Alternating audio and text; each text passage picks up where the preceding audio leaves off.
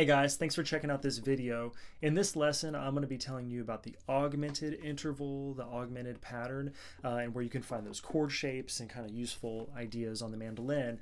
And this is a really unique sound. It's important to have in your harmonic vocabulary if you're trying to play jazz. It's also really popular, in like older pop tunes. Like it was always really common to go to the 5 chord and then the 5 augmented. If you like this content, please hit subscribe and you'll be aware of more videos coming out in the future. All right, let's get to it. All right, so I'm going to teach you guys about the augmented interval and the pattern and the different chords associated with that. So basically the idea of augmented, it's when you take the 5th note of the scale and then you raise it a half step. So basically augmented, you could think about that as when you make something bigger, and that's kind of the idea, is like you're taking this that's how I think about it. A way you can remember it is like you're taking a major arpeggio. So that's C, and I'm just playing C, E, G, so 1, 3, 5. And then that interval between the 3rd and the 5th, you're raising that a half step. So it's a raised 5th. So that's the sound that we're talking about here when we say augmented. Another way to think about that, if you're just trying to think about as an interval, basically, because it's a repeating interval, we have this interval, so the C to the E, so that is a major third apart. Another way to say that's also 4 half steps, because you have 1 half step, it's 2 half steps, 3, 4, and then it's the same interval, a major third above that, the same distance, right? And the math checks out, because if you have basically 4 half steps between each of those notes, then you've got 12 notes in a chromatic scale. So that means that you must have 3 of those, because 4 times 3 is going to give you 12. So 3 notes in that pattern, right? When we do that interval and play 3 notes following that interval, but when we get to the 4th one,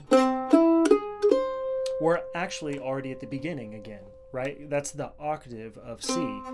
So if we think about the augmented as a shape, that instead of necessarily thinking about what the function of each note is, like I said, you could be thinking the 1, the 3, the sharp 5, but in some cases it's really functioning a different way. So maybe you'll think about 1 note and then to get started. But if you have the shape, you can go based off that 1 note. You can play the whole augmented arpeggio and do some patterns out of that. So if you take this shape here and then keep going, I'm just using like my 3rd finger, 1st finger, 3rd finger again, then 1st finger again, and I'm just going to do the same thing. So just with those 2 fingers, I can get that lick, right? That pattern. Another way to do that might be like, so here on that C, I started on my 2nd finger and did my 4th finger. Or I could do what I said before, I could use my 1st and 3rd fingers.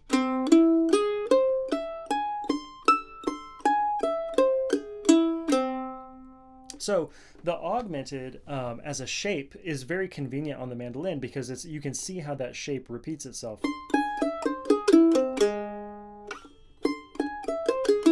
You can see that when you start on 1 note and you go down a major third, then when you go to another string, like let's say from the E string now to the A string, you're going over a string and then you're going back a fret, so closer to the headstock.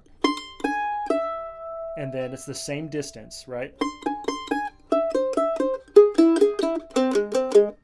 So from there, you can actually manipulate that in any way you want, and you can have a pattern. So some different things I might do would just, you could, straightforwardly just play.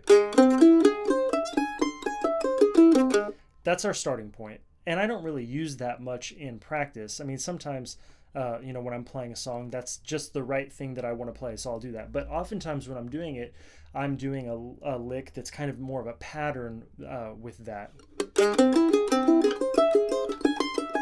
So you can see I'm just basically going, so I'm going up to the octave, and then I'm going back down basically to the second note from the beginning, and then doing the same thing.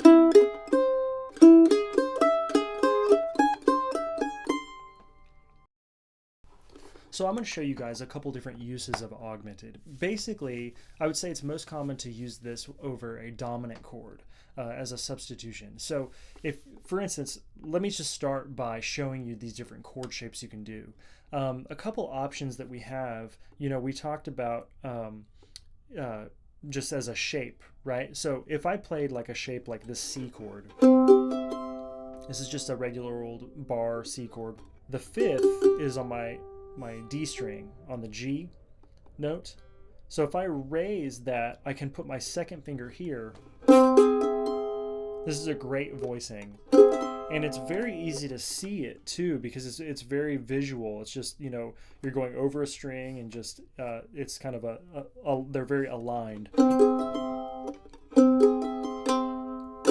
Now, to remember, you can take this shape because it's a repeating pattern, and if I go up a major third, basically to the next note in the arpeggio, I can play the same thing. Now, I guess I technically could have started down here on G sharp, first fret, the G string.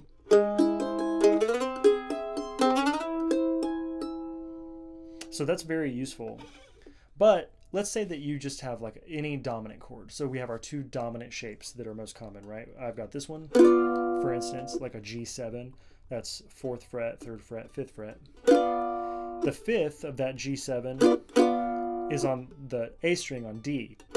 So I can just raise my D up a half step, augmented 5th, right? Sharp 5. Got my 4th finger on that D sharp. So maybe if you're in the key of C,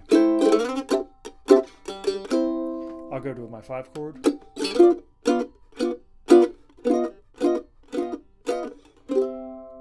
And then I go to C. So I did a G to a G augmented. That's and back to a C. That's a really common move, or you could just simply go to that, maybe you see.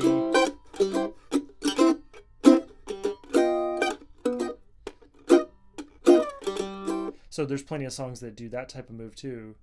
So let's say we are in a different key, like G, and we go to the 5 chord, the D7. That's 5th fret, 4th fret, 5th fret.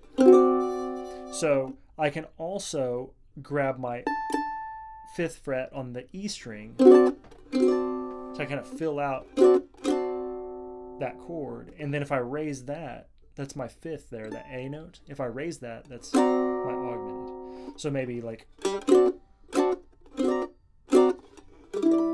Just a lot of times I like to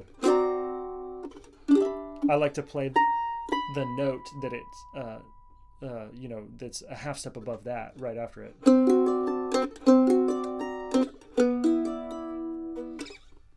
Now the cool thing about this is really like a substitution on that 5 chord that works just the same in a minor key. So if you're like in G minor,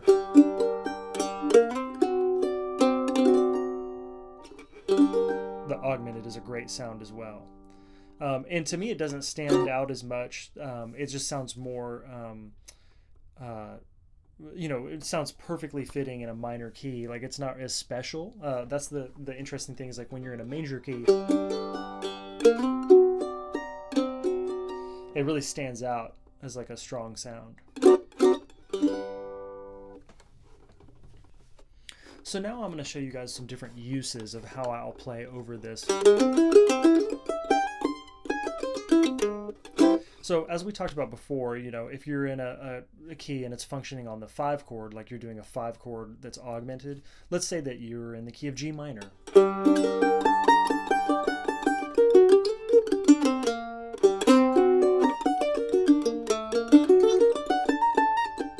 So you can see that I'm just basically using a lot of that interval.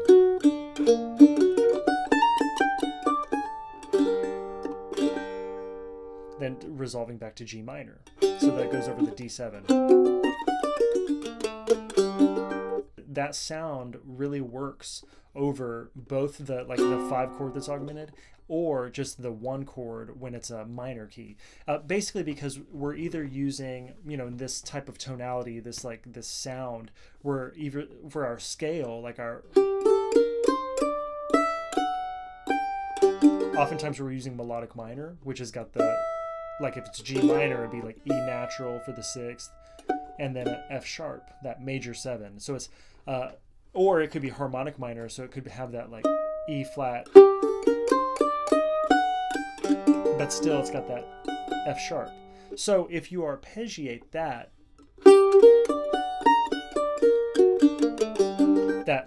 minor major 7, that's kind of the main idea, that's the sound we're going for, that works really great. And then ultimately you could throw back in the, you know, the root.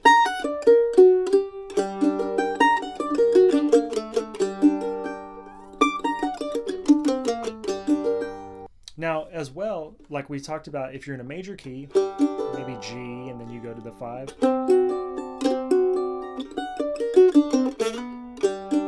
so you can see how I'm resolving. I'm basically just using the same idea over the 5 chord, but then I'm resolving, going back to the G major, right? Another use of like that minor major 7 sound, you know, in a lot of songs you can go to a 4 chord, like let's say if we're in G still, we go to C major 7, then we go to C minor major 7, and with maybe a 6.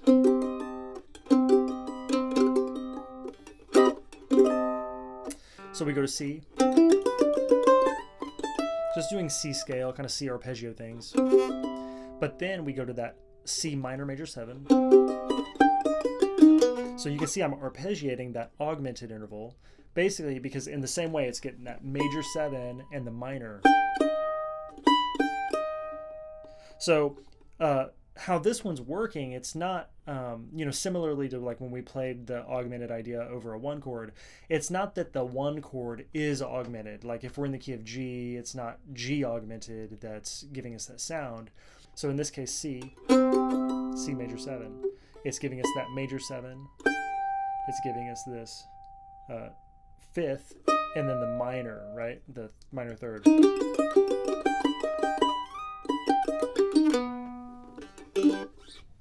Now, another really cool use of augmented that to me is kind of the next level, you know, but a very common jazz idea, jazz change would be like, let's say we're in the key of G, and when it goes to the 2 chord, a 2 dominant, oftentimes you play the sharp 11 sound. So that means that sharp 11 is kind of similar to a flat 5, right?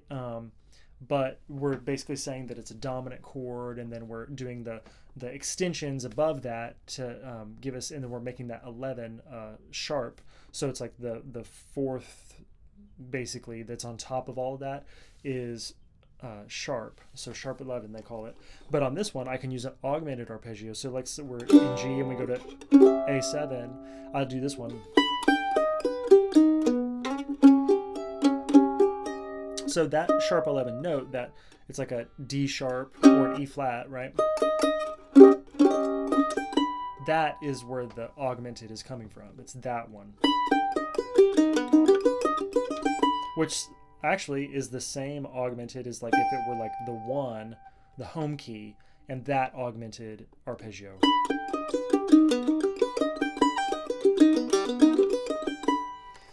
That is it brings me to another one, because if you think about, you know, a really common change would be like if you're in the key of G and then you go to a B7, that 1 augmented, so G augmented, is the same sound as when you have a B that's augmented, so a B7 that's augmented.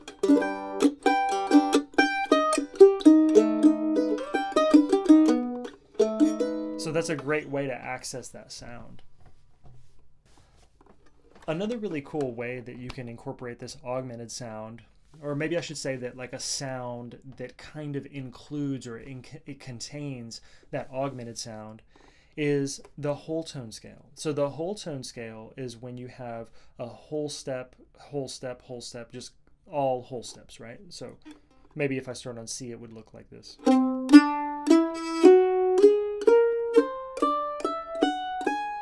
There might be different fingerings, especially if you're in first position, but that's just a great way to illustrate it. So I'm going whole steps apart, and then do the same thing, go over a string, and go to F sharp now, and do whole steps. Go, and then next time, when I do it again, I get to C again.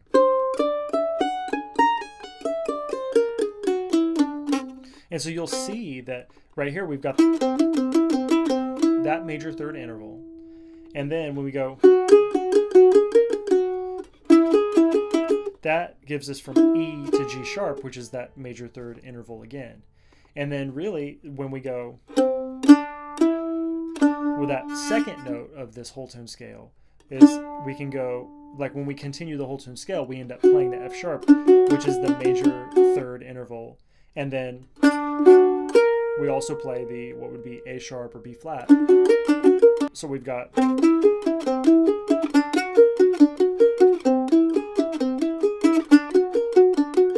basically that whole tone scale contains 2 augmented arpeggios, right? And so a really interesting way to use that, let's say that whenever you are on like a dominant chord, that you could use the whole tone scale as kind of a weird, cool sounding substitution. You could also use the augmented. So like if I'm playing like a, I don't know, let's say I'm like G7.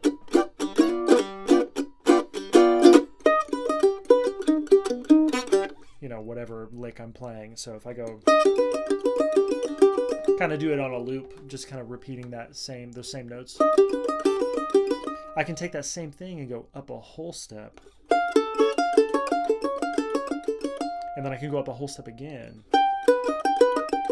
So I'm using that augmented shape, that augmented interval, but when I go up a whole step and then a whole step again, those are all notes that are contained within the whole tone scale.